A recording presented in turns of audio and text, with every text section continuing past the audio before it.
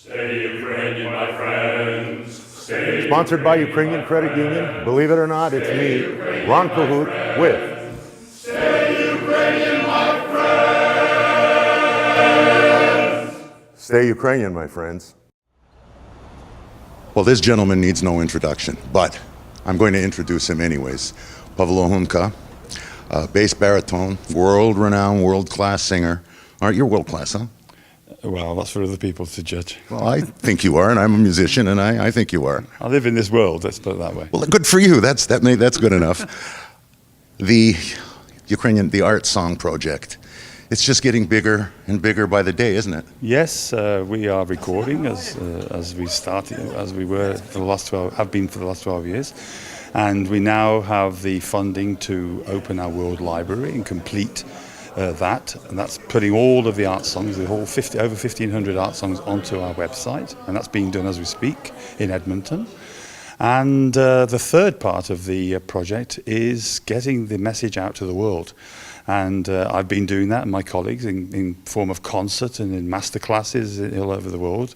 But very significantly, this here in Toronto is our first summer institute, where 9 young singers have come in from all over the place, basically, from Kiev, from Nova Scotia, from Victoria, from Edmonton, a few from Toronto, 2 from the United States. And they're spending a week with me and with Albert Krywald, Robert Courtgard, pianists, and Melanie Turgeon from Edmonton. We're working all day. Again, we're about to start, and basically trying to find the essence of the classical song. And I'm encouraging them to open their souls, and they're doing a fantastic job.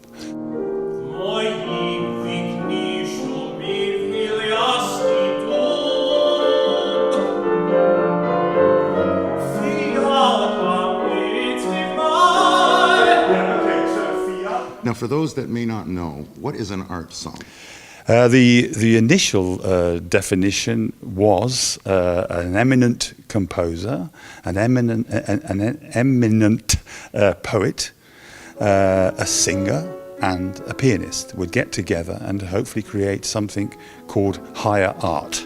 And that is basically what it is. A great composer sets his music, sets a poem to music. So it's not necessarily classics? It's classical music. It's classical music. And the difference between that and folk music would be that folk music perhaps has 1 or 2 interpretations, whereas in classical music there's at least 1,000. Because the poetry is just so deep, it can be interpreted in many different ways. Well, I would suppose that the singers themselves can interpret the song and direct it. Well, what we're doing, yes, they come along with their own interpretations, and then I offer them very subverted ideas, which takes them down another road. So they've got at least 2 ideas running at the same time, and it causes their souls really to open and their voices to flourish.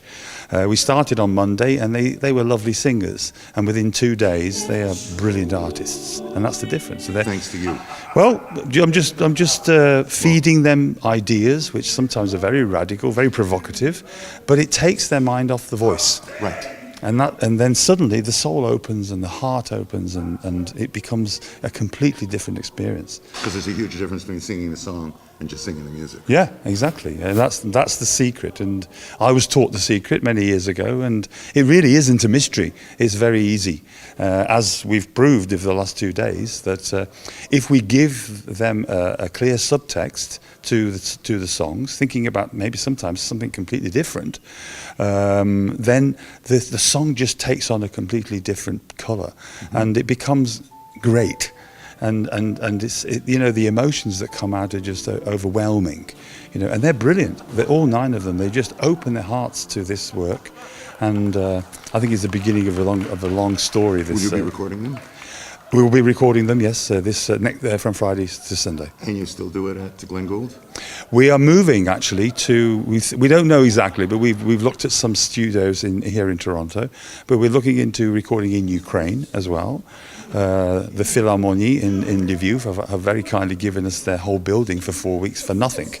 That's one of my favorite free 4-letter word starts with an F. Free. Yes. I love that word. And food's the other one. Yeah.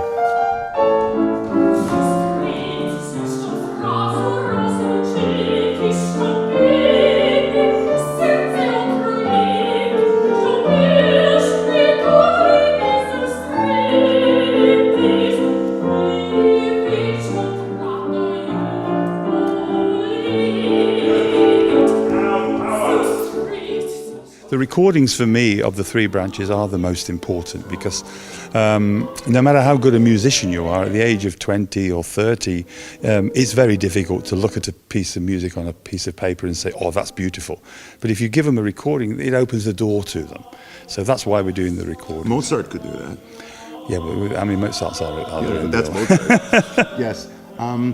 Have you completed, will this complete the recordings, or are there still many more? No, there's many more. We've done 352 songs. Out of 1,500? Out of 1,500. So we're about just over a fifth of the way there. Yeah, that's why we want to increase the intensity by, well, hopefully we will be continuing to work with our present stars recording, and then we're hoping that these young 9 people will also join us to record. Are they all Ukrainian? No, there's 4 with no Ukrainian blood and 5 that have distant Ukrainian blood, and then there's 1 from Ukraine as well. So 2 from Ukraine, sorry. 1 who lives in Toronto. Just like when I sing English, because English is my first language, you can easily be lazy with your own language. And so the non-native speakers, they make a big effort to pronounce it very, very clearly. And they often end up singing our Ukrainian perhaps more clearly than the Ukrainians. Well, I noticed that at that rehearsal, too. Yeah. We've spoken before, and this seems to be growing exponentially. I mean, Well, it certainly is. It certainly is, and I'm delighted because it's a 12th of Ukrainian classical culture, and it has to be known by the made world. you do this? I've been preparing for this for 35 years. The difficulty at the beginning, the first 20 odd years, was that I didn't have anybody to talk to about it. You know, I was directed to it by a conductor, a Ukrainian man, and then I fell in love with it. But I searched all the way around the world in Ukraine. Nobody would bother. Well, is it headman here in Toronto? Yeah, this is the cradle of the Ukrainian Art Song Project, and we're moving out now because we've actually she's here today. The rector of the Ukrainian Free University in Munich, in Germany, is here observing because she wants to invite the whole institute to Munich, and that would be a massive coup. You know, to get a foothold in the centre of classical music, which is Germany, would be a massive coup. You know, we're keeping our fingers crossed that the next year we'll bring this whole institute to Germany, and we'll continue this. This has got to grow as well. This is an annual event now. You know, it'll go in perpetuity.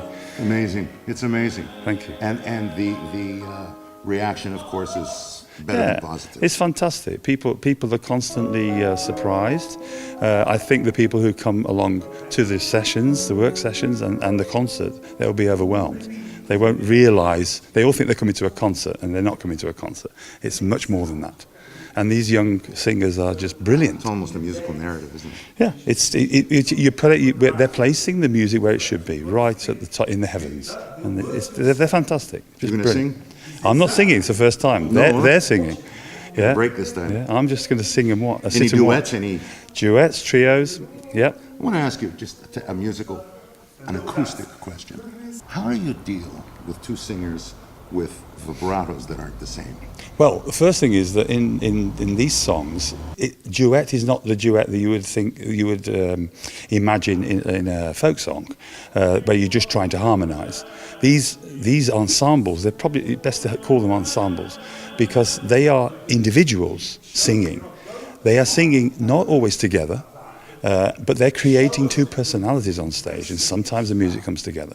And some of the duets are actually contrapuntal, 2 melodies travelling at different times. It's difficult to do. Well, and they do it very well. It's difficult to do.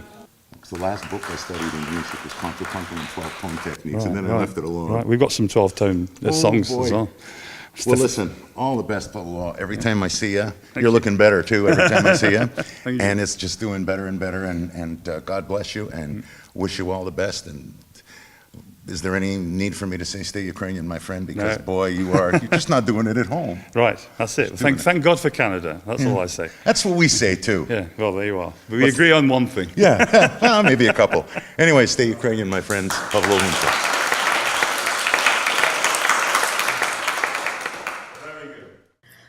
The Ukrainian Art Song Project запрошує вас на весняний концерт під назвою «From the Roots of Ukrainian Art Song to a Modern Galician Experience». Концерт відбудеться в четвер, 24 травня о 7 годині вечора в Gallery 345 на 345 Soarine Avenue, Торонто. Stay Ukrainian, my friends. Stay Sponsored by Ukrainian Credit Union. Believe it or not, it's me, Ron Cahoot, with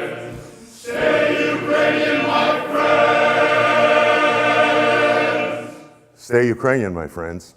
Still needs an accordion.